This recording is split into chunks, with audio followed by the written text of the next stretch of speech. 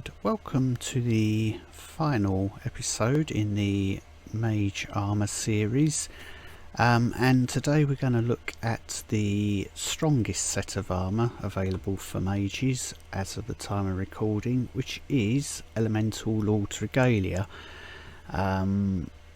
currently filling 97% of the Mage leaderboard for a good reason.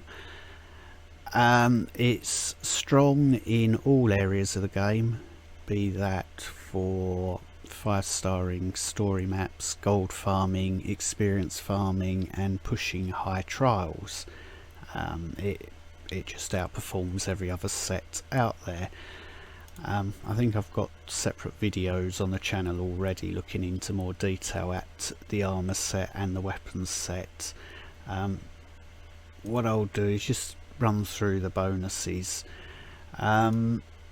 Starting off, 2-piece bonus, damage of Immolate, Fireball, Meteor and Frost Nova is increased 500%. That's a nice boost to some damage, even though when you come to higher level trials the amount of damage coming out of Immolate and Frost Nova is negligible compared to your main damage skills. These are still very good for your farming levels.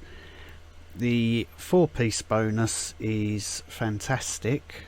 Casting a Frost or Fire spell, so these are the abilities in the middle here. Casting one of those grants up to 5 charges of Elemental Fury, each charge increasing your damage 8% and reducing damage received by 8% up to a maximum of 12 charges. So you can get 96% more damage and approximately 63-64% damage reduction on incoming damage, which when it comes to pushing, assuming you got an armor level somewhere around 80% and then reduce that by another 63%, you overall only taking about 7 or 8% of the damage that a mob can throw at you. Very strong, very good.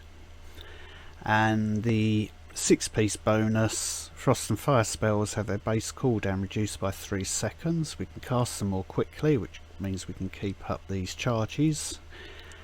And damage is increased by 75%, which again is a nice boost to the amount of damage that can be thrown out.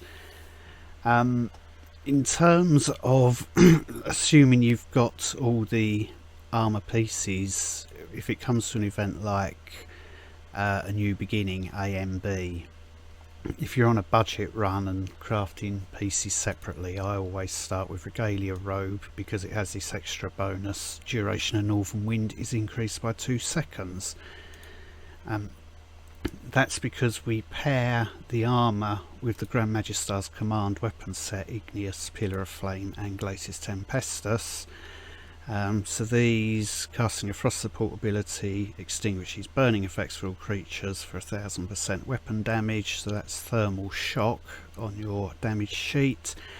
And casting a Fire support ability deals 3000% weapon damage to all creatures around a caster that are frozen or counted as frozen in terms of what Northern Wind does. It removes their frozen effect, but they'll still be counted as frozen for the purposes of this, and this is known as Shatter. So very good skills there. They synergize brilliantly with 2 of the belts that are available for glory. Here for an experience farm build I'm using a Sash of the Igniter, which means I can play with a Death from Above build. That will get you into the 140s using Death from Above, and using a Frostfire Sash and a Frostbeam build. So if I had a Frostfire Sash, switch out Death from Above to Frostbeam, that can take us on a crit build up into the mid 160s, on a Fire Lily build to the mid 150s, so very strong compared to the other sets. So we do get multiple builds available for this armour set. I'll be making a separate series on Mage builds in the near future. I was going to start that very soon, but there is a balance patch coming very soon, so I'm going to hold fire until that comes out. I understand there's not going to be any nerfs, there's only going to be buffs, so I'm assuming it will be buffs to other sets. We shall see what comes. Plenty of videos on this channel showing the play style. We're basically running around using Frost Nova on a group, casting Immolate as a fire support ability for Shatter, which is just bringing in all the enemies, and then we can happily blow them away with our Death from Above. So it's very quick at filling up progress bar for experience farming. In terms of push gear, I think we've been looking at Troll 130 with other characters, so this one is using a Frost Beam with a Frostfire Sash.